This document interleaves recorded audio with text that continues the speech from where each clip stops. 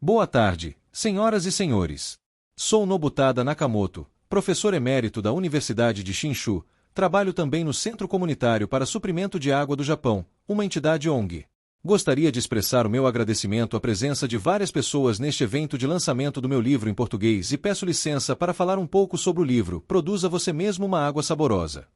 Trata-se de produção de água segura e confiável por meio do tratamento ecológico, uma nova abordagem sobre a conhecida filtração lenta em areia. Essa nova ideia originou de uma pesquisa realizada na Represa Broa, município de São Carlos, uma região de savana, que fica no centro do estado de São Paulo. Em 2002, publiquei um livro voltado ao público em geral, intitulado Água Encanada Saborosa e Natural usando técnica de filtração lenta. Em 2005, lancei o livro em japonês. Traduzido para o português, Produza Você Mesmo uma Água Saborosa, sistema de purificação ecológica que está sendo lançado no dia de hoje. Este livro é fruto de um longo intercâmbio de pesquisa entre Brasil e Japão que começou em 1974. A Agência de Cooperação Tecnológica Externa, OTCA, hoje a JICA, me enviou neste estado, em 1974, como especialista em cultura de algas e permaneci no Brasil 3 meses. Na época, o estado de São Paulo sofria com a proliferação de algas em suas represas hidrelétricas. A Universidade de São Paulo, USP, e a Universidade Federal de São Carlos, UFSCar, planejaram usar algas para absorver nutrientes em um lago de represa, alimentá-los com animais e usar a cadeia alimentar para produzir proteína para peixes. A USP e a UFSCar solicitaram especialistas em ecologia e cultivo de algas do Japão. Na época, eu trabalhava no laboratório, pesquisando o cultivo de algas e o fenômeno da floração de algas em lagos de represas. Concluí meu doutorado na Universidade Metropolitana de Tóquio, mas não consegui encontrar emprego. Pensei que poderia fazer novas pesquisas no Brasil, então vim para o Brasil em 1974. No ano de 1970, ao lado do campus da USP, havia recém-inaugurada a UFSCar.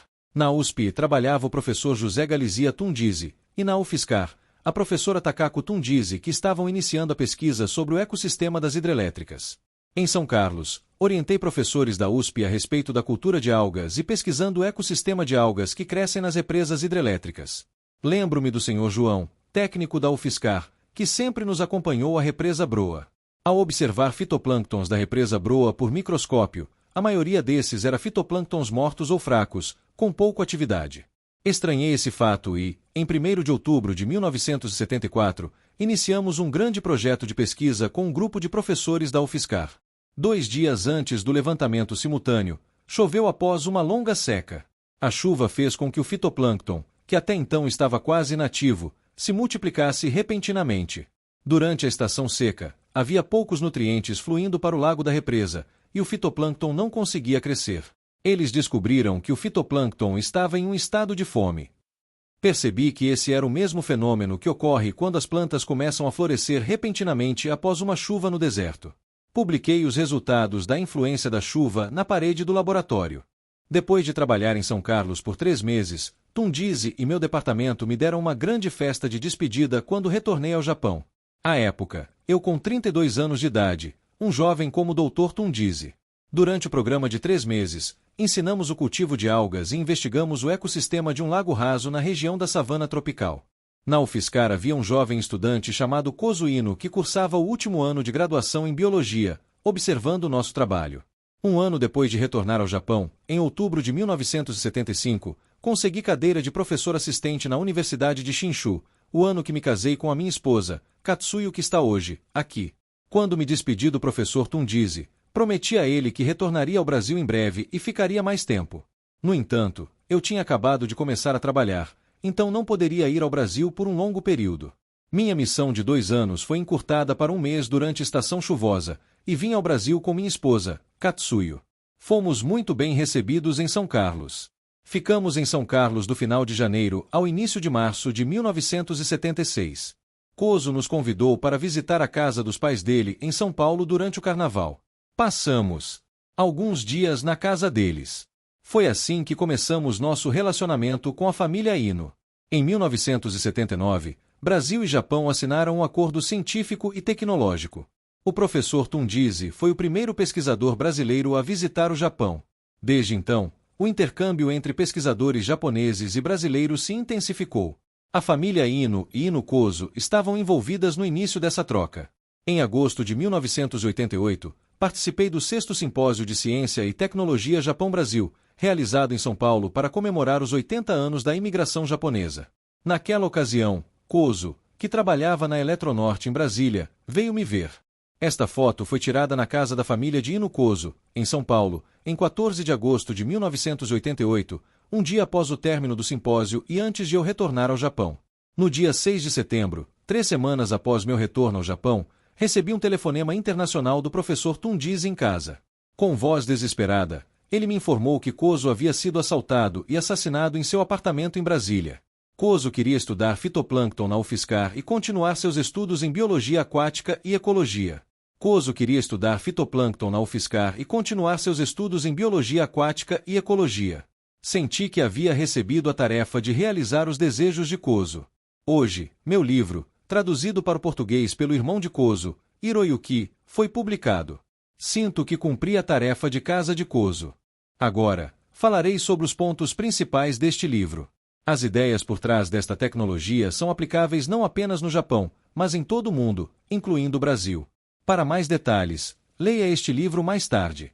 O primeiro sistema público de abastecimento de água para fornecer água encanada a uma cidade inteira começou há 200 anos na Escócia, Reino Unido, em 1804.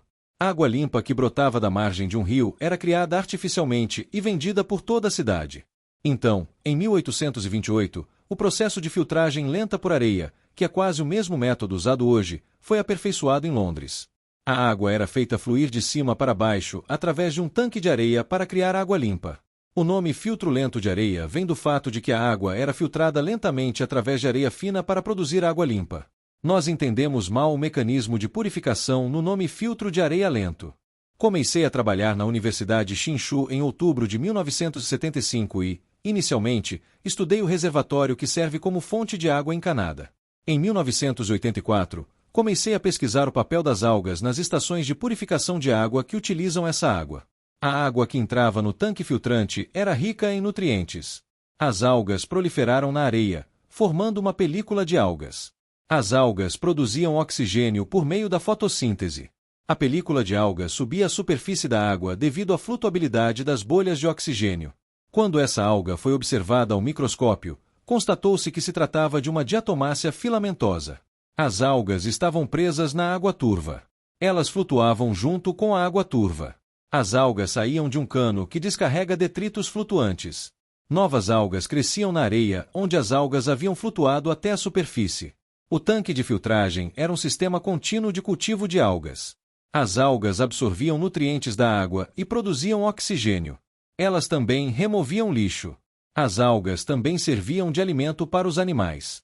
Concentrei-me no papel das algas e dos animais. Entre a areia e a superfície do lago filtrante, havia pequenos animais que só podiam ser vistos ao microscópio, e também havia animais um pouco maiores que comiam os animais menores. Os animais viviam apenas perto da superfície da areia, de onde vinha o alimento. Os animais precisam de oxigênio, e as algas forneciam esse oxigênio e também serviam de alimento para os animais. Lento significava que a comunidade biótica poderia prosperar em paz. Não se referia à velocidade. Areia é onde a comunidade biológica vive, e a comunidade biológica próspera sobre e entre a areia. Se a areia rolar, a comunidade biológica não poderá viver em segurança. O filtro de areia lento significa que algas e animais microscópicos podem prosperar com segurança. Os humanos comem alimentos que cabem na boca. O arroz tem alguns milímetros de tamanho, o que representa de 1/100 a janeiro de 1000 da altura deles. Eles também comem peixes que cabem na boca. O alimento consumido pelos ciliados, um tipo de protozoário que só pode ser visto ao microscópio, é do tamanho de bactérias e vírus. Animais menores são alimento para animais maiores. Isso é chamado de cadeia alimentar. Há todos os tipos de seres vivos no tanque filtrante. Os animais comem alimentos, e em pouco tempo, o alimento passa pelo estômago e é excretado como fezes. As fezes tornam-se deficientes em oxigênio, causando fermentação. Com o tempo, moléculas grandes se decompõem em moléculas menores dentro das fezes. As algas produzem oxigênio, criando um ambiente propício à sobrevivência dos animais. A purificação por uma comunidade biológica requer um ambiente no qual a comunidade biológica possa prosperar com segurança. A filtração lenta por areia não é simplesmente filtração lenta por areia, mas sim purificação por uma comunidade biológica. A ideia de um novo método de purificação que faz uso inteligente dos ecossistemas naturais surgiu de um estudo do ecossistema do reservatório de Broa em 1974. Essa nova ideia de purificação está se espalhando pelo mundo todo. No Sri Lanka, ela é chamada de filtro natural. Na Indonésia, tornou-se uma vila de saúde. Também foi implementada em Bangladesh, onde há um problema com arsênio. Um pequeno modelo explicativo foi criado em Bangladesh. Também foi implementado em Santa Cruz, na Bolívia. Existem vários na China. O Sr. Kim traduziu meu livro para o chinês, que será publicado em Pequim em 2009. Espero que este livro, que explica como criar água potável segura, seja útil em nossa vida diária. Por fim, gostaria de agradecer ao irmão de Kozo, Hiroyuki Ino, diretor de instrução científica da Secretaria de Educação de São Paulo, pela tradução para o português. Gostaria também de agradecer a Masahiro Shimomura, especialista da JICA e enviado à Sabesp, Companhia de Águas e Esgotos de São Paulo, e a todos os seus colegas pela ajuda. Agradeço a JICA pela colaboração na produção deste excelente livro no ano em que se comemora o centenário da imigração nipo-brasileira. Agradeço também a Kokei Uehara, professor emérito da Universidade de São Paulo e membro da Associação Cultural Japão-Brasil, pela redação do prefácio. Este livro foi possível graças ao professor Tundizi e sua esposa, que gentilmente aceitaram um jovem japonês em 1974. É claro que Ino Kozo, de ascendência japonesa, desempenhou um papel fundamental. Sinto-me plenamente capaz de corresponder às expectativas de Kozo e à tarefa que ele me passou. Gostaria também de agradecer a Masahiro Shimomura, especialista da JICA e enviado à Sabesp, Companhia de Águas e Esgotos de São Paulo, e a todos os seus colegas pela ajuda. Agradeço a JICA pela colaboração na produção deste excelente livro no ano em que se comemora o centenário da imigração nipo-brasileira.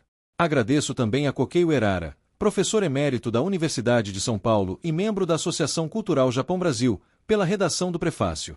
Este livro foi possível graças aos professores J. G. Tundizi e Takaku M. Tundizi, que gentilmente aceitaram um jovem japonês em 1974.